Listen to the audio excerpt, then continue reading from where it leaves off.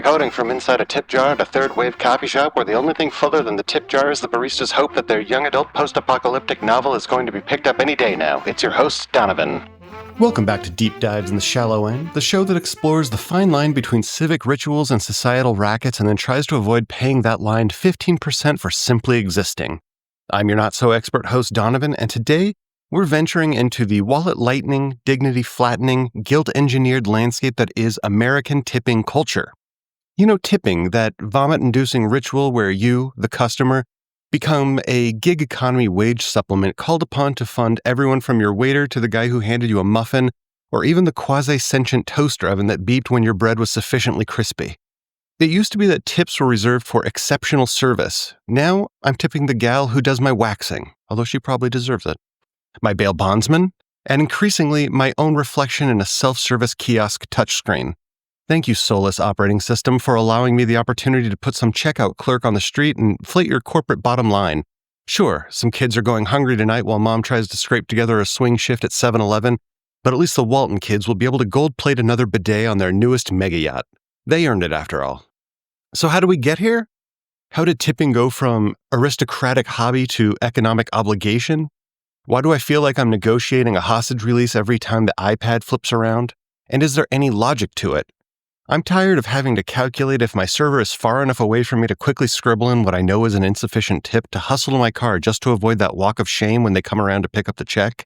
And oh my God, the worst is when I realize I forgot my sunglasses on the table and I have to choose between my pride and my $24 pair of knockoff Matsudas. To hell with it. I can't afford to lose those glasses. Not only do I have a weird head shape, but they're polarized for Christ's sake. Let's break down the who, the why, the where, and the what the hell of America's tip obsession. So grab your wallet, your loose change, and get ready to pay some overdraft fees because it's time to tip into the story of tipping. Deep dives in the shallow end.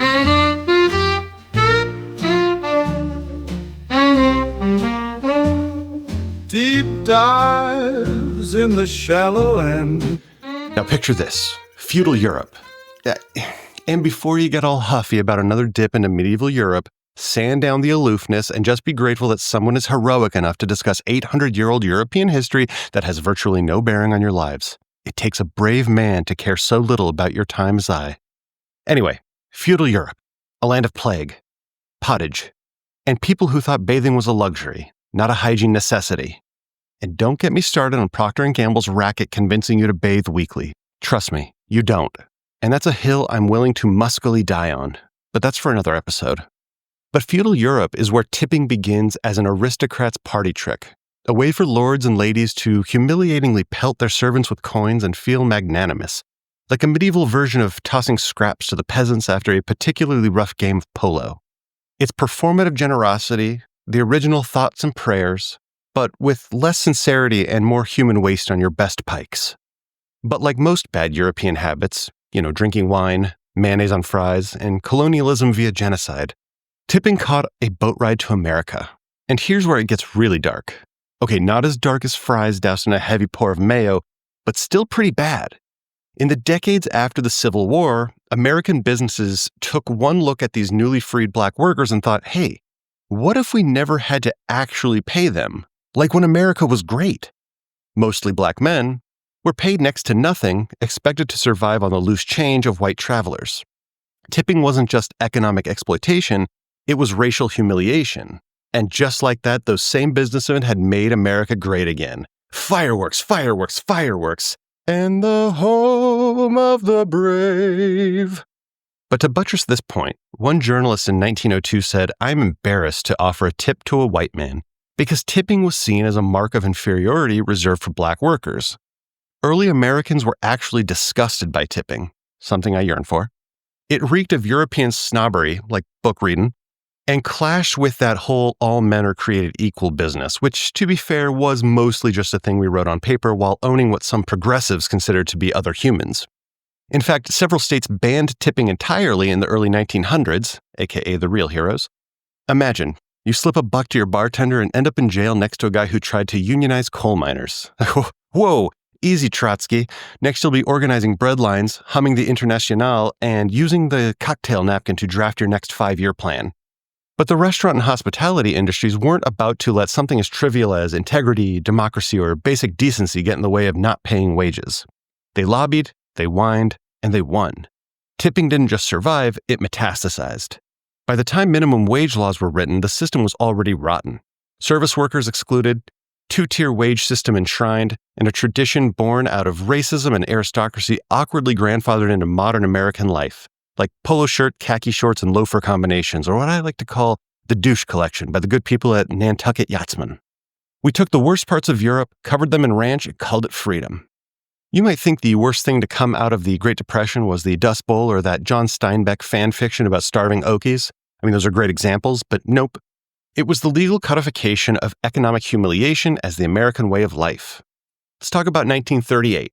FDR's New Deal is supposed to lift all boats, but surprise, the Fair Labor Standards Act creates a minimum wage for most workers, just not the ones whose job it is to smile while you ask if the soup comes with free refills. Southern politicians, terrified at the idea of actually paying black workers real wages, demand that restaurant and hotel workers be excluded from the minimum wage, and thus, the tip credit and the sub-minimum wage were born, a system so exploitative it could make a robber baron wonder why she didn't think of it. And yes, I'm being historically inaccurate for the sake of inclusivity. Thanks a lot, 19th century patriarchy. And Obama, I assume.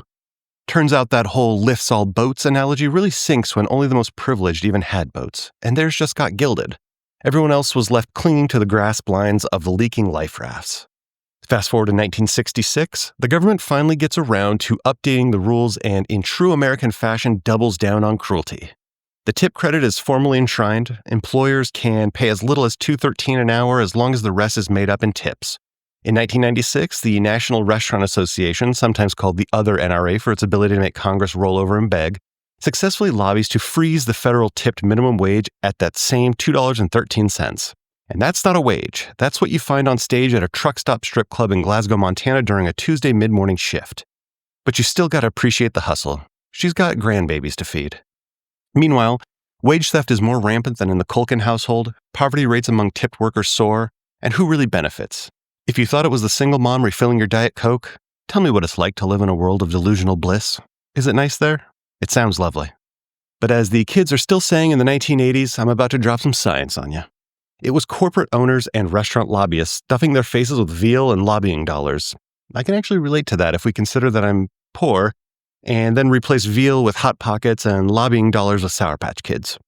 And all the while, America pats itself on the back while having the best service in the world, blissfully unaware, or perhaps blissfully in denial, that the real secret ingredient is in the institutionalized desperation.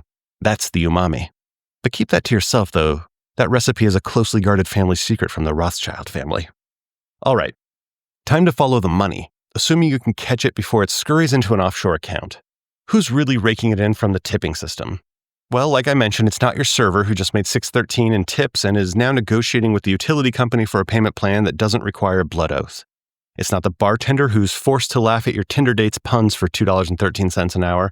And it's definitely not the dishwasher who gets tipped only if you personally thank him with a crumpled up dollar bill.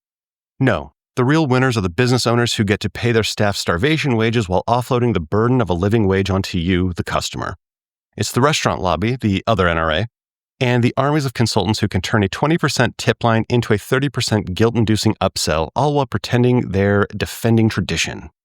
See, the industry loves to tell you that if they raise menu prices enough to pay their workers a real wage, customers would run screaming into the night like that one time I mistook ayahuasca for a delicious chai and chugged about 8 ounces straight to the dome. Instead, they keep prices deceptively low, then place the guilt, the burden, and the responsibility directly on you. Now you're not just a customer, you're the villain if you don't tip enough to keep the staff out of the gutter. I hate the overuse of this word, but it really is economic gaslighting. You're made to feel like a bad person for not fixing a problem you didn't create, while the business owner wipes their tears with payroll savings and blames you for being cheap. And yet, in states that abolished the tip credit, restaurants didn't collapse, waiters didn't turn into Dickensian street urchins, and brunch survived. Though the salmon Benedict with truffle-infused aioli is getting to be a bit too rich for my blood, I really must stop insisting on going to the Zuma Miami every Sunday, but until Denny's upgrades to Wagyu, I have to treat my body like the temple it is. So next time you're asked to tip on a muffin, remember, you're not rewarding good service. You're simply plugging a hole in a business model built entirely on making sure someone else foots the bill.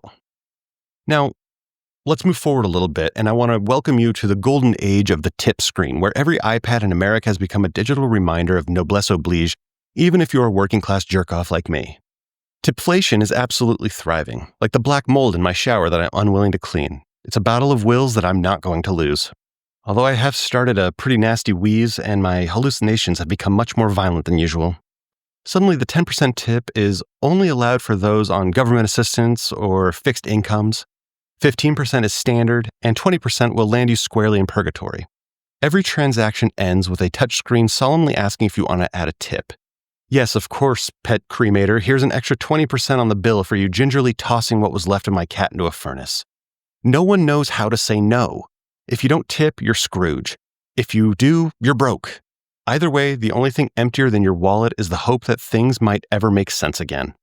Then came the pandemic. The world shut down, and tipping went from being a weird obligation to a goddamn holy crusade. Cash apps and GoFundMe sprouted up for everyone from the baristas to the guy who sneezed on my window at the curbside pickup. Suddenly you're tipping for essential work, and the person handing you a takeout bag is one step shy of canonization. St. Martha has been working overtime for the past 5 years. But as pandemic panic faded, the guilt and QAnon remained. The tip screens multiplied, the expectations ballooned. Suddenly you're tipping 25% to the person who looked at you sideways while you ordered a gas station coffee, and nobody remembers why, except that now not tipping is the 8th deadly sin. It would seem we've reached a tipping point. But let's kill the myth.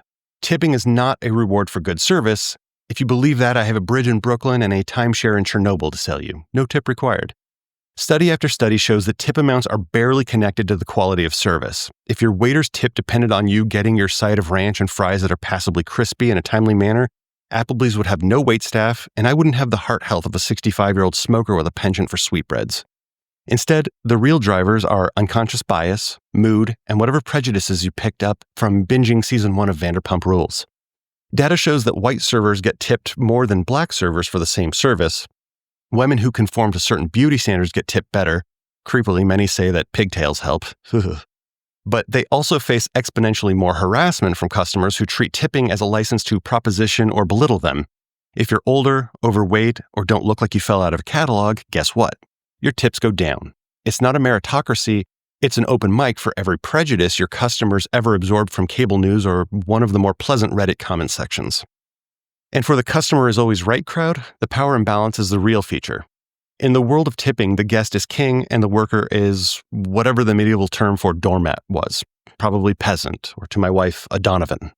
So if you ever feel that warm glow for leaving an extra $1 for exceptional service, just know you're participating in a system that rewards everything but fairness. So think twice, take back that $1, and write in the tip line, get a job that the marketplace finds more inherently valuable. Or if you're feeling extra generous, offer them a free TED Talk about rugged individualism and the healing power of bootstraps and their ability to be pulled up. They'll appreciate the free advice. But I want to take a trip to see just how bizarre America's tipping culture looks from the outside. In Japan, leaving a tip isn't just unnecessary, it's borderline insulting. Your sushi chef doesn't want your coins and pocket lint. She wants you to appreciate the existential beauty of a perfectly cut slab of tuna and then quietly leave before you ruin the vibe. Across much of Europe and Australia, tipping is either minimal or already baked into the price. Nobody's staring at you, waiting to see if you round up the bill. You just pay, leave, and somehow everyone goes home with healthcare, paid vacation, a sense of superiority, and a scent of BO. Meanwhile, in America, we've managed to combine the anxiety of an IRS audit with the spiritual and possibly physical dread of a Catholic confession and the moral ambiguity of a choose-your-own-adventure book, all for the privilege of paying your waiter's rent. And why do we do this? The rest of the world looks at us like we're in a cult, one where the central ritual is pretending that forcing workers to beg for alms at the altar of customer service is somehow noble. Maybe we just love shame. And here I swore I wasn't going to riff on the Catholics too much. Or maybe we're all just really bad at math and geography and foreign languages. You get the point. So the next time you're staring down the tip screen at a cat crematorium, remember, to the rest of the world, you look absolutely out of your mind.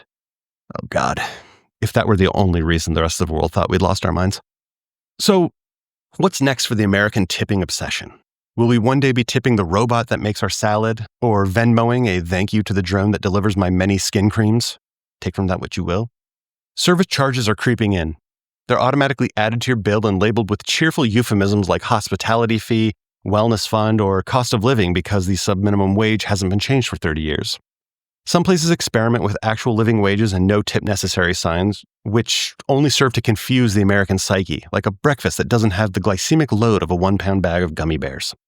Of course, the gig economy has found a way to make everything tippable. Your Uber driver, your Instacart shopper, my late-night vape pen delivery guy. The most diabolical, though, was my recent pass through the Taco Bell drive-thru where an 18-year-old confusingly handed me an iPad at the end of the transaction that simply asked, "Will my kids eat tonight?" When I looked up, he somehow had wet Disney-esque puppy eyes and a quivering lip. That's the moment I thanked the good Lord for having blessed me with a cold, conservative Protestant home. Without any hesitation, I selected the "Your kids will starve" button and went on my happy gordita-eating way. There's talk about abolishing tipping and just paying people what they're worth, but let's be real. This is America, where profitable tradition is king, change is a war crime, unless it's profitable, and nobody wants to be the first diner on Yelp to complain about service included. So what have we learned? If you're tipping your pharmacist, your cat's crematorium technician, and the guy who hands you a pre-sliced banana at the gas station, maybe we should be questioning this failed experiment of a system we have. Tipping didn't make America exceptional, it just made us exceptionally good at offloading the cost of labor, institutionalizing guilt, and turning basic human decency into competitive limbo. We took a tradition rooted in snobbery and exploitation, seasoned it with shame, and supersized it for the drive-thru. Like charity galas attended by the wealthy and staffed by the working poor to solve hunger and homelessness. Sure, there are positive aspects. Some workers do make real money on a good night, and tipping can sometimes reward hustle, but that's like bragging about winning at Russian roulette on family game night. So the next time you're faced with that iPad screen and the unblinking weepy gaze of a minimum wage martyr, just remember, the tip jar isn't a solution. It's a mirror, one that reflects America's absolute refusal to fix a problem when we can just Venmo it to someone else instead. Anyway, thanks for sticking with me this far. Take care of yourselves and others, and join me on the next episode where I am become Bummer, the destroyer of joy. And yes, in the meantime, I will be the one tipping the off-key busker with Canadian Tire money. That's for my Zero fans north of the border. Deep dives in the shallow end. Deep dives in the shallow end. Deep dives in the shallow end. Deep dives in the shallow end.